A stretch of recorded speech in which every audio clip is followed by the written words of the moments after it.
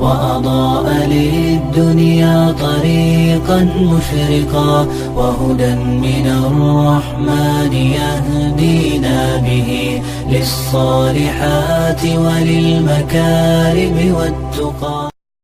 السلام علیکم ورحمۃ اللہ وبرکاتہ. بسم اللہ الرحمن الرحیم. الحمد للہ رب العالمین والصلاة والسلام علی خیر المرسلین.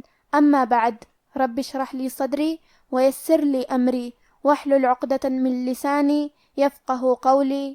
شروع کرتی ہوں اللہ کے نام سے جو بڑا مہربان نہایت رحم کرنے والا ہے.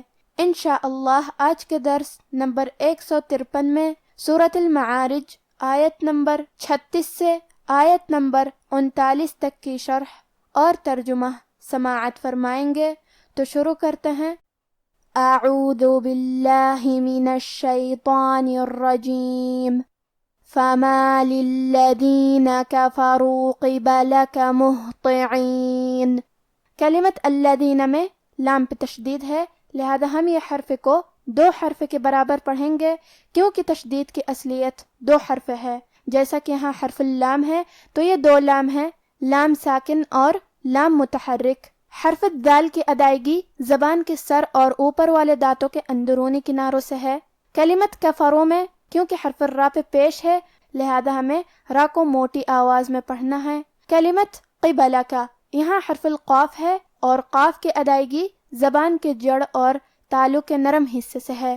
قاف کے نیچے زیر ہے اور حرف البا پہ اور لام پہ اور کاف پہ تینوں پہ زبر ہے، لہذا ہمیں یہ چاروں حرکات کو برابر سے ادا کرنا ہے. قیبالہ کا. کلمت مہطعین یہاں ہا ساکن ہے لہذا ہمیں ہا کو ظاہر کرنا ہے اور ہا کی ادائیگی حلق کے نیچے والی حصے سے ہے. پھر حرف تو ہے، تو حروف تفخیم میں سے ہے تو ہم یہ حرف کو بھاری آواز میں اور منہ پھلا کے پڑھیں گے. حرف العین کی ادائیگی حلق کے درمیان والے حصے سے ہے. کیونکہ تو اور عین کے نیچے زیر ہے تو ہمیں یہ دونوں زیر کو ظاہر کرنا ہے. فما للذین کفروا قبلک مہطعین عن الیمین وعن الشمال عزین. کلمت عنی کے آخر میں نون کے نیچے زیر ہے تو ہمیں زیر کو ظاہر کرنا ہے. کلمت الشمال میں حرف شین پہ تشدید ہے تو ہم حرف شین کو 2 حرف کے برابر پڑھیں گے. کلمت عزین یہاں آخر میں نون پہ رکیں گے تو اس پہ جزم سے رکیں گے لہذا ہمیں نون کو ظاہر کرنا ہے. عن الیمین وعن الشمال عزین.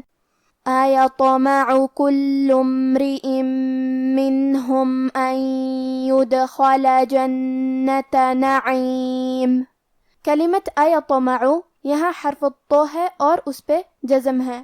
یہاں ہمیں تو کو قلقلہ سے پڑھنا ہے. قلقلہ کا معنی ہے حرف ساکن کو ہلانا، لہذا ہم حرف تو کو ہلاتے ہوئے یہ کلمہ کو پڑھیں گے. ایطمع. کلمت کلو یہاں حرف اللام پہ تشدید ہے، وہ بھی پیش کا، لہذا ہمیں تشدید کو ظاہر کرنا ہے اور پیش کو بھی ظاہر کریں گے. کلمت امرئن کی شروعات میں الف ہے لیکن یہ حمزۃ وصل ہے تو ہم حمزہ کو ظاہر نہیں کریں گے. لام کے بعد حرف المیم کو پڑھیں گے کیونکہ یہاں میم ساکن ہے لہذا ہمیں میم کو ظاہر کرنا ہے. حرف الرا کے نیچے زیر ہے تو یہاں را کا حکم ہے ترقیق، ہمیں حرف الرا کو پتلی آواز میں پڑھنا ہے. آخر میں حمزہ کے نیچے تنوین زیر ہے، پھر حرف المیم ہے. کلمت منہم.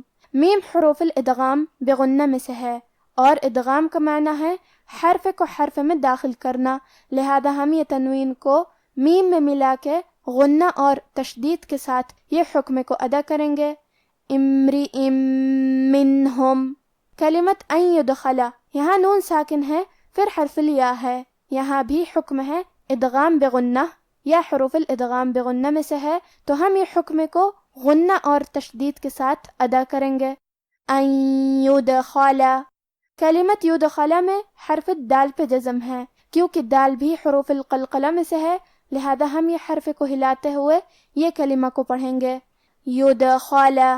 حرف الخاء حروف التفخیم میں سے ہے تو ہمیں یہ حرف کو موٹی آواز میں پڑھنا ہے.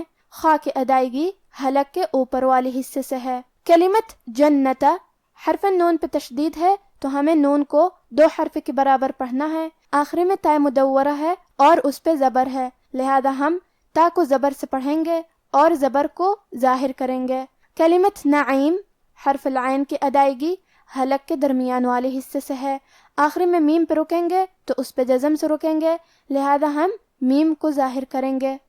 أَيَطْمَعُ كُلُّ امْرِئٍ مِّنْهُمْ أَن يُدْخَلَ جَنَّةَ نَعِيمٍ كَلَّا إِنَّا خَلَقْنَاهُم مِّمَّا يَعْلَمُونَ۔ کلمت کلا میں لام پہ تشدید ہے، لہذا ہمیں تشدید کو ظاہر کرنا ہے۔ کلمت خلقناہم حرف الخاء کو ہمیں موٹی آواز میں پڑھنا ہے، یہاں حرف القاف ہے اور اس پہ جزم ہے، کیونکہ قاف بھی حروف القلقلہ میں سے ہے تو ہم یہ حرف کو ہلاتے ہوئے یہ کلمہ کو پڑھیں گے۔